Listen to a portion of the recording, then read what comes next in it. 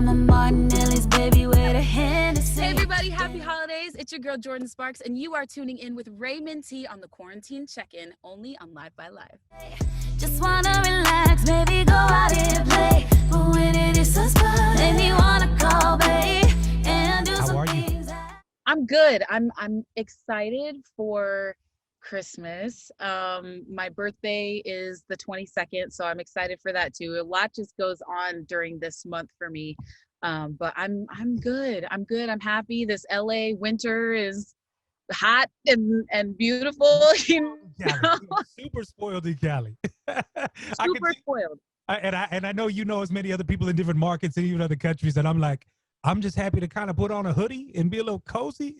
Exactly. I'm looking at all my coats and my scarves, and I'm like, dang, guess I should just go put those back. You know? Yeah. And they're like, man, Raymond T, I'm out here in trench coats and snow boots. You know what I mean? So we are truly blessed. We're truly spoiled out here in Cali. So we really are, truly. But I see you got your Christmas vibes going on. Let me see the shirt. Christmas vibes. Boom, boom. Don't be a Grinch. Indeed. Don't be a Grinch. Indeed. Which I feel like the world is full of so much Grinchiness right now. So I'm hoping that, this holiday season, the people who really need that holiday cheer, so to speak, that we just get the biggest dose of it. You know, the world needs it so badly. Indeed. Which is a big reason why I wanted to talk to you, because one, I instantly fell in love with the Cider and Hennessy album. I thought it was so good. Thank you. But two, I just, as you talk about the Grinchies of the world right now, you always have a very kindred and beautiful spirit to you. You know what I mean? Which the world needs more of. You know what I'm saying? So, so I mean, it was a big reason why I started this quarantine check-in throughout the year, because it was just being able to tap in with artists and kind of see how everybody's adapting with this new quote unquote norm, if you will. So, I do want to ask you, considering you are playing mom, how's that been going with the little one in the crib this year? It's been good, actually. To be honest, DJ has really been a source of just light and love and hilarity and everything that you can think of, because, Dana and I have conversations about things that are going on in the world, and with our phones and technology, we get stuff all the time, every single day. And so we can go from having a conversation in one room about how heavy something is, and then turn around and walk into the next room and DJ's on the floor, and we can just let it go for a second and just roll around and cuddle on the floor with him and just be immersed in that world. So that's been really, really lovely. As well as he has grown infinitely, exponentially during this time. Like since last year at this time, he's grown about 3 inches. Nice. He is talking like crazy. We had, there's a 5-year-old, our friend's 5-year-old niece and him were able to get together yesterday safely, of course. And she's 5 and, has full on conversation. She can comprehend so many things, and DJ was totally keeping up with her, and he's 2.5. And I was just like, oh, I'm in for it. He can have full blown conversations already. So it's really incredible to see how much he's grown. But I will say that during this time, I can't even fathom having to do school at the same time with him right now. So I just have to shout out all the moms and dads homeschooling their kids, because it's a lot. It's a lot to do that. You have to be so disciplined. You have to be able to keep them focused. And I'm glad that he's as young as he is, because we can just have fun. You know what I mean? It's just fun and discovering. It's a constant sleepover. It's a constant sleepover. Exactly. But yeah, he's definitely also in that space where he is testy and testing us. So that's been interesting too, because I'll be like, can you go get that for me, please? Or move that, or pick up that toy. And he's like, no. Just like that, huh?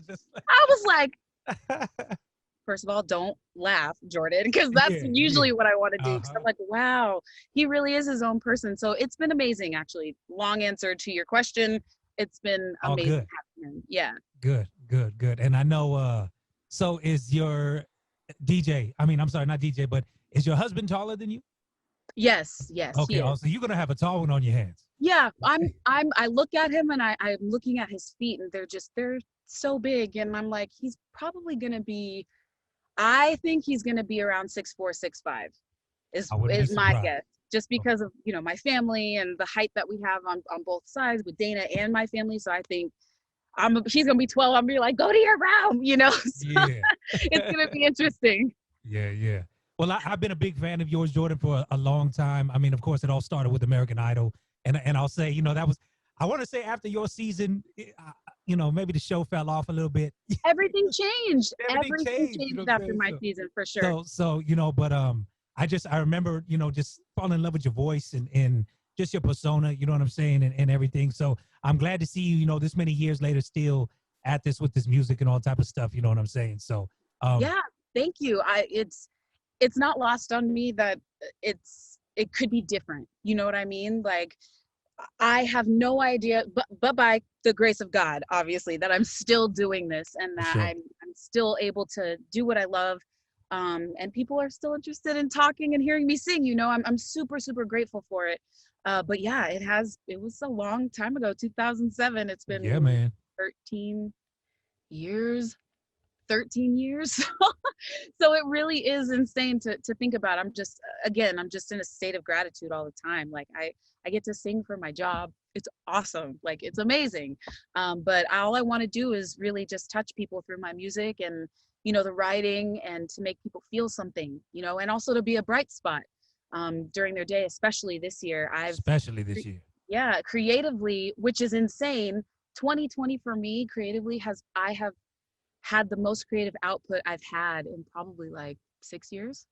I released 17 songs this year, and I'm like, Nice. where did this come from? But I'm so happy about it, because now there's just more positivity in the world. I hope whenever somebody listens to my song, they feel better than what they did before they heard it, if that makes sense. Yeah, no, for sure. Can I ask you, because I've talked to many different artists, and they said this was the first time in a long time you actually got to just creatively sit down with the music, though. That part.